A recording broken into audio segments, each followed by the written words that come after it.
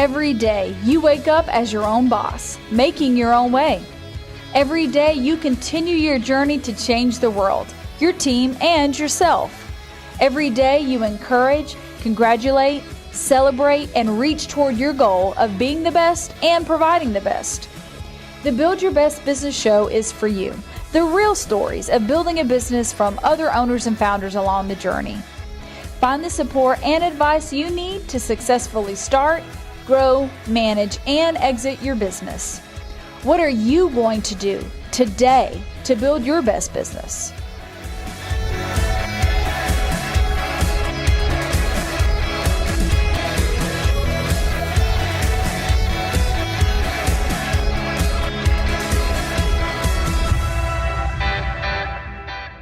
And welcome to Build Your Best Business. I'm your host, Eric Holtzclaw. Build Your Best Business focuses on the entrepreneurial journey. What does it take to successfully start, manage, grow, and eventually exit a business if that's what you're looking to do?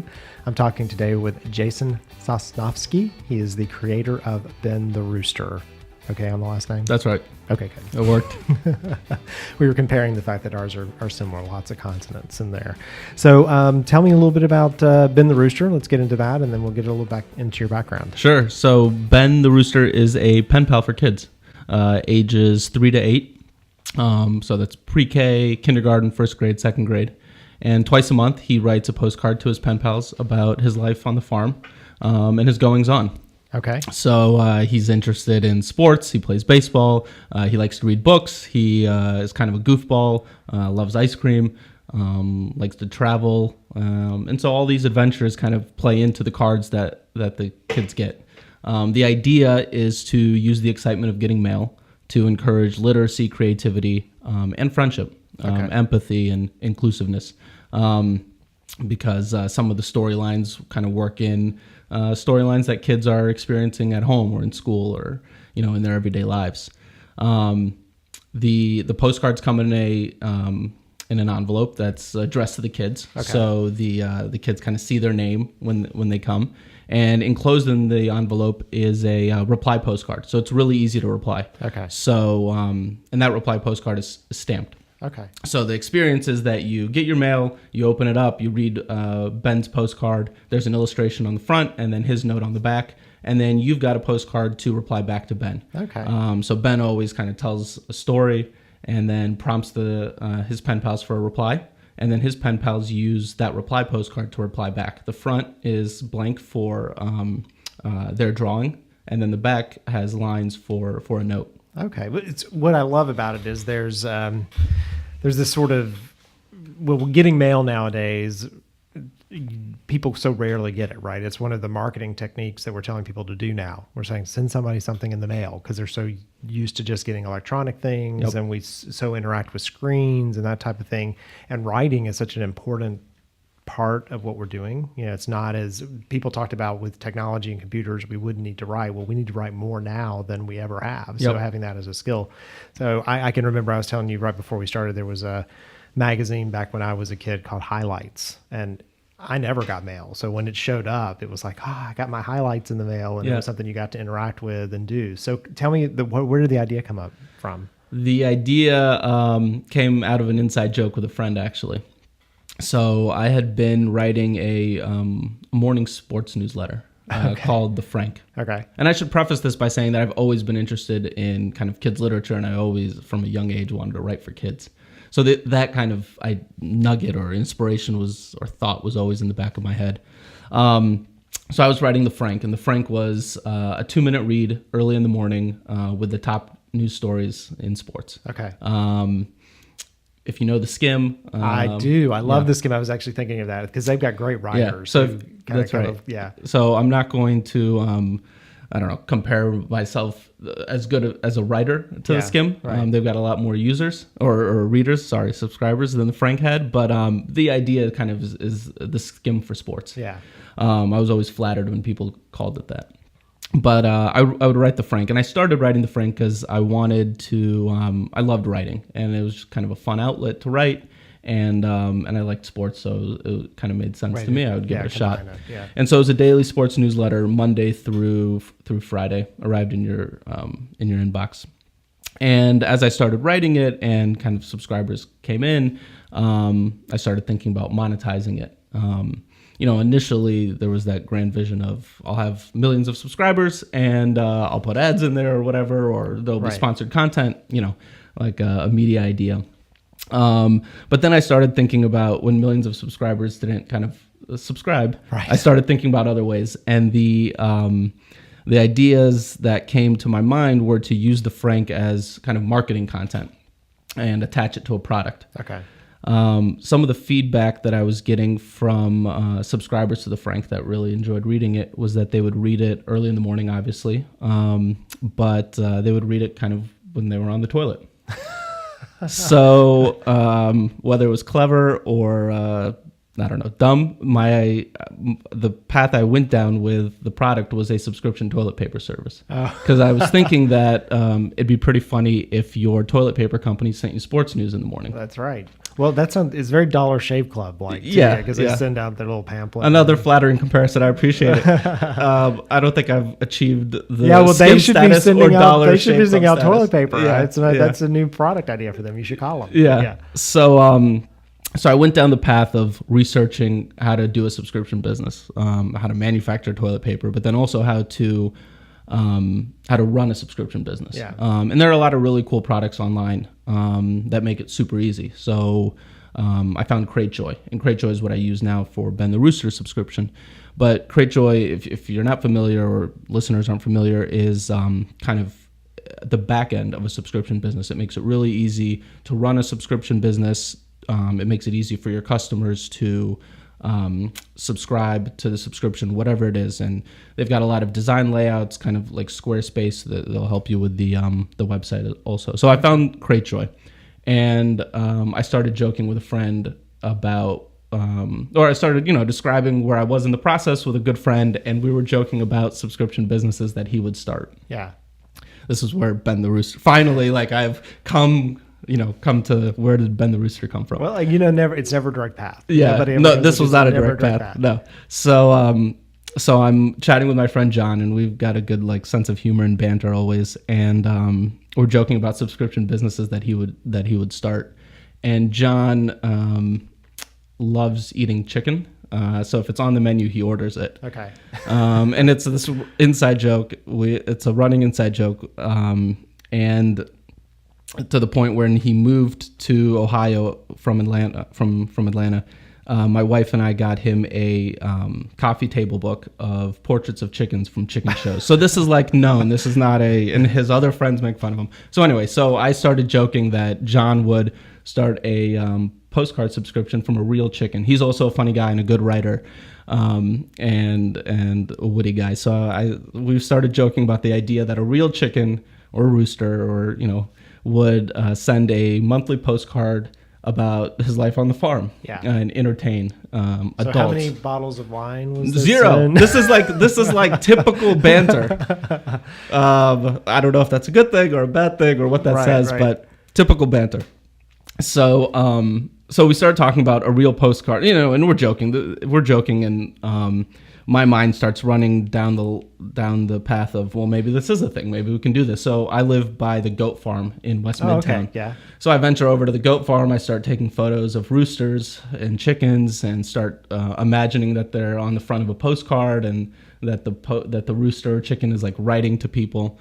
And the target market, I suppose, in our head was adults. Right. In my head, John was not going to do this. He was laughing at me, but. What I kind of thought was that this was at best a gag gift that you would give to somebody, right? And no one's going to subscribe. Right.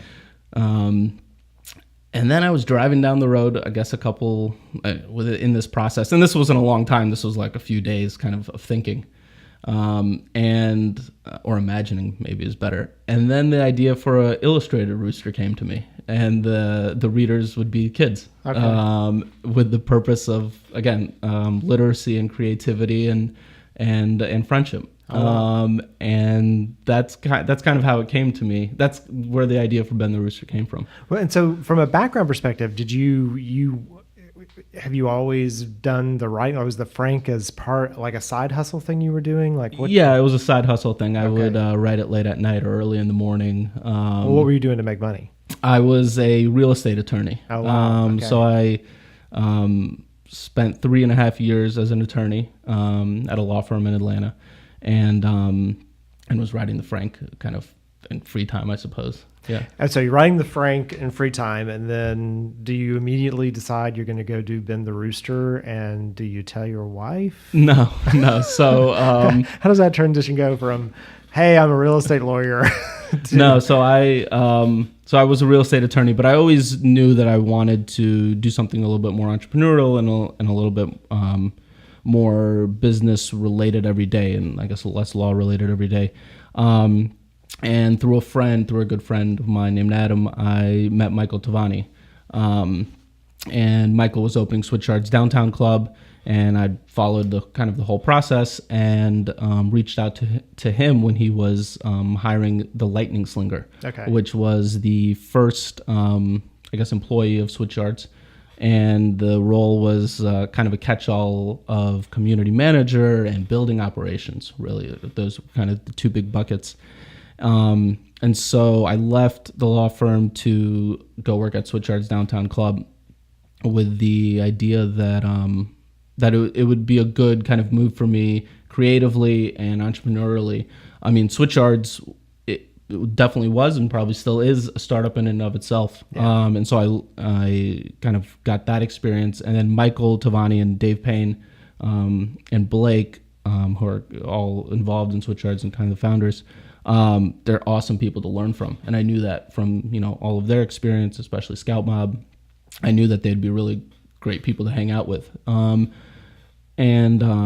going in, Michael and I were kind of very open about how this was, a time limited thing. Like I was doing this as a transition period. Right. So I transitioned to Switchyard's and was still writing the Frank. And I was thinking, I'd keep working on the Frank. And then I had the idea for Ben the Rooster while I was at Switchyard's already. Well, it sometimes takes, tapping into that creative space and being in a different environment to come up with something that becoms the thing that you're really and Switchyard's was, the people that I was introduced to from Switchyard's really helped, or at Switchyard's really helped kind of launch Ben the Rooster. Yeah. The illustrator that illustrates Ben the Rooster was introduced to me by a friend at Switchyard's, and countless other things. And, a lot of parents from Switchyard's have subscribed their kids. So Ben the Rooster is a Switchyard's company. So it's sort of your first tribe. Yes, absolutely. Your nucleus. Absolutely. So I got the idea for Ben the Rooster while I was the Lightning Slinger at Switchyard's and while I was writing the Frank. And really quickly I realized that I wasn't going to be able to do all three. And one of my learnings from the Frank was that my next project would be revenue generating from the very beginning. I'd want it to be. And I had the subscription model for Ben the Rooster was in my head. And so I knew that I couldn't do all three. I was going to take the learnings from the Frank and work on Ben the Rooster. And so I stopped writing the Frank. And I had written it for 11 months. Yeah, and I want to talk about, we're about to go to a commercial break, and when we get back, I want to talk about the concept of being revenue generating from the start. Because that's a mistake that a lot of companies and individuals make when they start a business is they don't think about, or they don't start generating revenue at the beginning, and then all of a sudden they try to start charging. And that switch is hard. It really is. So we're talking today with Jason Sosnovsky. He is the creator of Ben the Rooster. You're listening to Build Your Best Business. I'm Eric Holtzclaw, and we'll be back in just a second.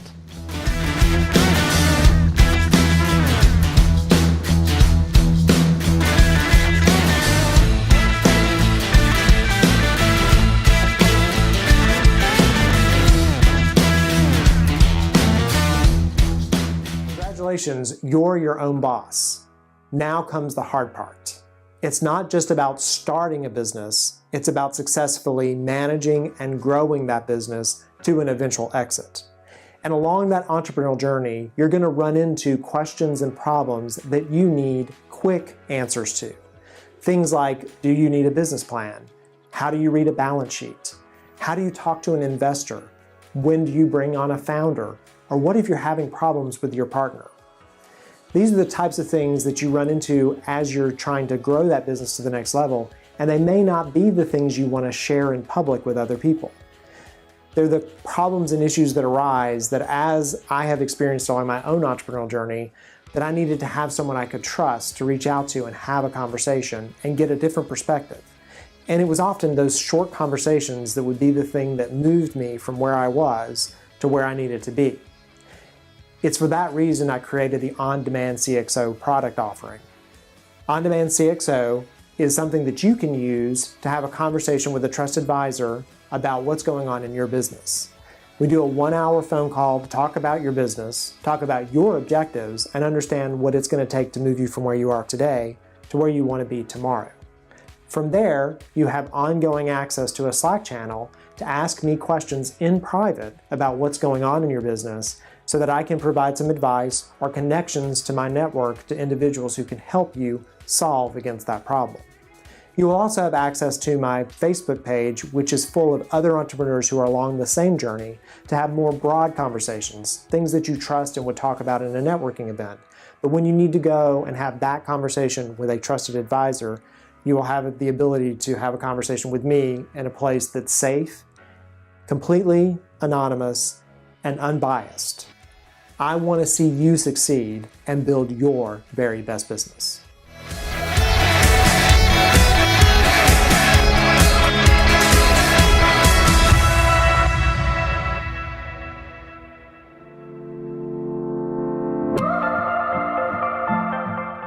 And we're back. You're listening to Build Your Best Business. I'm talking today with Jason Sosnovsky. He is the creator of Ben the Rooster. And every time I say your name, I blink a lot. Sosnovsky. No problem. To make sure. But I'm getting it there. Yeah. So obviously, Ben the Rooster is the important part. Ben the Rooster is the important part. Yeah. Typically names are a challenge for me. So that's it's good. So Ben the Rooster, and it's a great concept. You have a postcard that comes to kids twice a month? Twice a month. Twice a month. And then they can sit down and respond. So that's they right.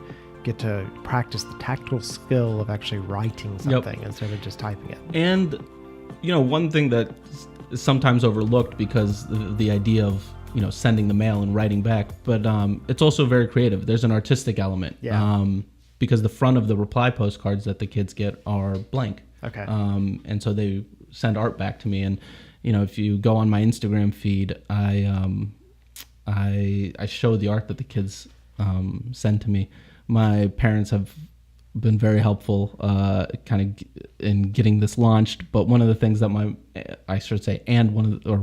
of the things that my mom has helped me with is sewing a glove, two gloves for Ben the Rooster. She sews. And so on my Instagram feed, I will take my 2 yellow gloves and I will hold mail that I get and take photos in first person and then post it as Ben. So Ben's Instagram feed, and really all of his kind of presence is in the first person. Yeah. If you go to his website, everything is in the first person. That's an important point for every company. There needs to be this person that's behind it, that's being, because most of the time people are elevating the company. Yep. And you got to have that personality. So Ben the Rooster is the personality. Yeah. So he's the personality, and my preferred writing style is kind of, I like the first person. I find it fun to kind of imagine myself in different characters, and so that writing the website copy in first person and the Instagram feed and the Twitter in first person, that all kind of comes a little easier, and it's more preferable for me in terms of content creation. And it is the best practice for marketing. People, I'm happy to hear that. They get taught in school royal we, or we or the company, and they write that way. Yeah. When you're doing marketing and advertising copy, it is always I am talking to you. Yeah. Individually. Well, I'm happy that I accidentally. You're doing it right. Correctly. Present tense. I'm not sure how many things I do correctly, but I'm happy to hear that that's one of them. Yeah. So talk to me about then getting it off the ground. So you knew going in that you wanted it to be revenue generating from the beginning, and you got the people at Switchyard. You had your tribe, so that's a good way to kind of create the nucleus to get it started. But you got to get it beyond that. So how did that happen? How's that been working for you? So. So I did use CreateJoy to launch a subscription. At the beginning, the subscription was $4 a month. And it was a little bit of a different experience than I've described so far, where the reply card comes with the postcard from Ben. At the beginning, there was a welcome package that came, and there were a few reply postcards and some stamps in there. And the idea that I had was that parents and kids would kind of save those materials and then order more. And so that would be a revenue generating stream also, is sending more reply postcards. I quickly figured out that wasn't going to happen, because that just wasn't necessarily either natural or top of mind or whatever. And so I kind of changed the model to include the reply postcard each time, and that actually really helped reply rates. Well, and you're giving people, again, another kind of marketing thing. It's a specific call to action. Yeah. So like if you just send them the materials and say, when you feel like doing it, versus here's something, send me something back. Right. So you have that kind of back and forth happening. Right. So, and I kind of say all of that to say that now the subscription is $5 a month, because there's more materials each month, and I pre-stamp all the envelopes.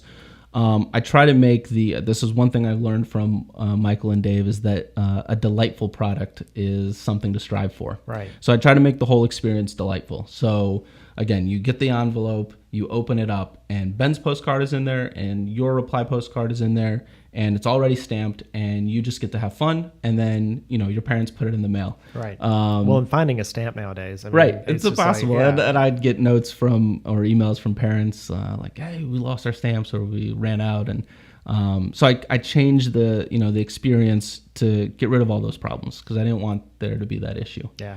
And it reminded when Netflix used to send out DVDs, they sent it to you, and then you just had to reverse the envelope and stick it back in. That was so easy. Right. Because imagine if you'd had to figure out how to get that thing back. Right. So, right. Yeah. So all of that was to say that it's a subscription business. It's $5 a month, and I run it through Cratejoy. And so when I launched I had the idea kind of last spring 2016, and then I launched September 1st with first subscribers, and a lot of support from Switchyards and from people I knew, but then also from friends and family, and I posted on Facebook and got subscribers that way. Posted on Facebook doing like ads, or did you get organic? I haven't, no, not ads. So just on my personal Facebook, I said, I'm doing this thing. Right. Please check it out, and people subscribed, and that was fun to see. Is kind of there was like this positive thing. It is I did research into the idea of a character-driven kind of pen pal. There are some services out there that try to match people with pen pals. But I did a lot of research on character-driven pen pals, and it's unique. Like, I haven't found one. If anyone out there has found one, please send it to me, because I'd like to see how it works. And so, that's not that is said not to kind of brag or whatever. It's more that it's kind of a unique concept, and so people, I got a lot of cool feedback about that. It's like, I've never seen something like this. This is cool, and friends of mine. A lot of my friends aren't at the age where they have kids yet in pre-K and kindergarten, first grade, but they may have older siblings with kids, and so my friends may have nieces or nephews, right? And so a lot of nieces and nephews got subscribed, right. And then of course like some older friends with kids. That's it, and it's a great gift idea too, because as an uncle we have 13 nieces and nephews, I think, and I probably counted wrong. But you're trying to come up with something unique. You don't always know exactly what to send because the ages, I'm sure I've done something wrong, right? But the cool idea of having something show up, every single month, because I've given people like Socks of the Month club and things like that, because then they remember me every single month versus my aunt and uncle gave me this goofy gift at Christmas and I don't even remember what it is, right? So I like that idea. So I started with monthly subscribers, and there was an annual subscription, and then that was in September, and so actually that was around the time when I started thinking about holiday gifts also and gearing up for holidays. And so the next I had two kind of big pushes in terms of getting users or subscribers based on, or in that time period. One was holiday gifts. So I created a calendar. It was a coloring calendar where each month had kind of an image or illustration of Ben, but it was only in black and white lines, and kids could draw it. color on it. And so the holiday package came with that calendar and a subscription for 6 months. And so that was one way that I got more subscribers. And then the other way that I kind of spent my fall thinking about, getting subscribers was thinking about schools. I always knew that I also wanted to be in schools. Yeah. The experience in a classroom with Ben the Rooster is a really good one. And I've learned that since being in schools, right? There are a few different kind of ways that kids experience Ben the Rooster, and we can talk about them, whether at home or in a homeschool environment or in a classroom. But I always knew I wanted to be in classrooms, at least to learn from that experience. And so the way I wanted to get into classrooms was to support Title I classrooms. So those are the under-resourced classrooms in our communities. And I created an initiative to sponsor classrooms from January 2017 through the end of the school year. And so a lot of kind of friends and family also supported that initiative. Yeah. And so from January through kind of the end of this past school year, in May, I was able to interact with 1,000 kids in classrooms. Oh, wow. The majority of them in Atlanta at really great schools. I've, kind of have like seen a lot of schools now, which has been a lot of fun, and met a lot of teachers. Yeah. Well, baking that into the curriculum, I can remember the pen pal experience as a kid.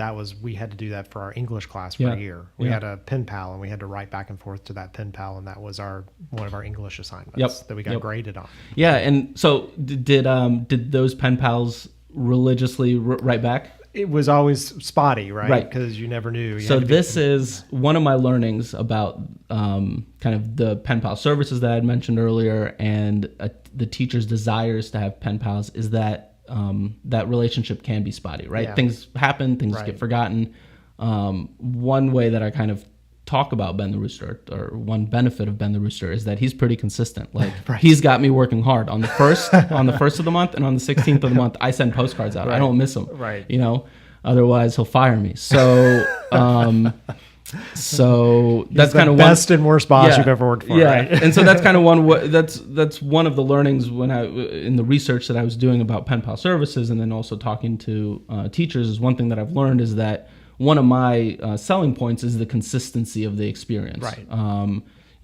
I write consistently, and I provide the materials for the kids to write back. Well, and what's interesting is that it sounds like a relatively simple idea. So like when you first say it, but the number of tendrils that you can use for it and the ways you can kind of expand it, as I sit here and think about it, it's got a lot of legs. Yeah. Or is that chicken legs? Yeah, chicken legs. Right?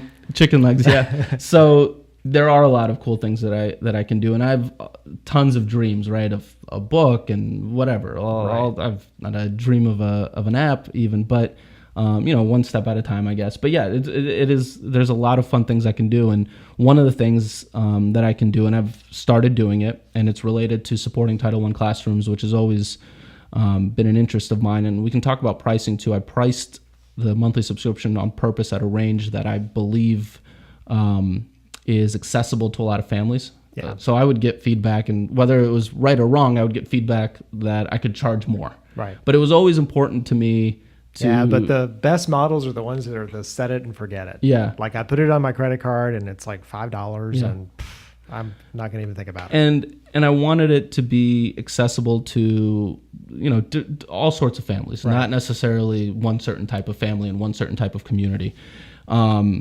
That's how I priced the subscription.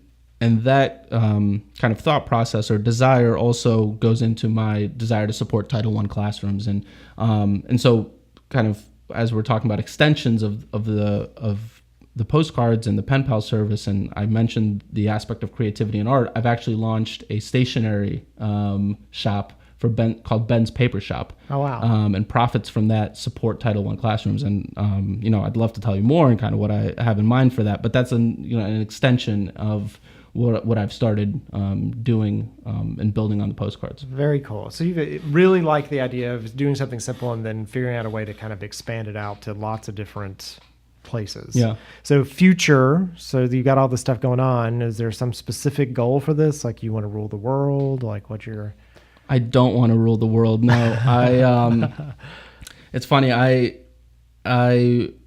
want to interact with kids and have fun with kids and support literacy and creativity. That's really what I want. I mean, as much of an impact as I can have is kind of the goal. Yeah. And to have fun and to encourage literacy and creativity and encourage friendship. I mean, it's a lot of fun to write with kids. You know, like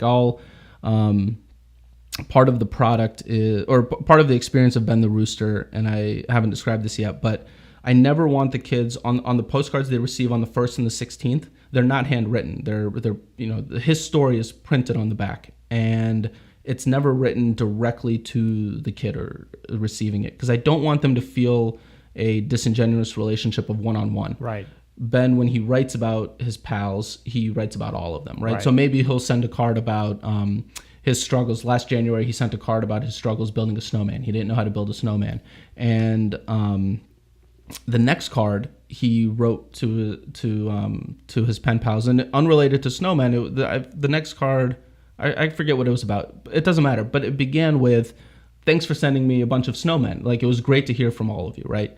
So he never has a one-on-one experience. He always describes it as having a lot of pals. But all of that is to say that I also write handwritten replies. And I'll either put them in the envelope with kind of the next card, or I will kind of send them separately. I've got a different note card that I use. And that's fun, right? Yeah. Like I'm like writing to kids, and just the idea of friendship and excitement. Well, then they're being picked out as special. And that's part of making your community work, your customers, no matter who they are, making them feel special in some way. I send birthday cards on the kids' birthdays. So that's the impact that I want to have. I don't have a desire to rule the world. I don't have a desire to be necessarily as big as Garfield or, whatever, or name your big character. Would that be that would be awesome, because it means that I'm impacting a lot of kids and having a lot of fun with them and encouraging literacy and creativity and friendship.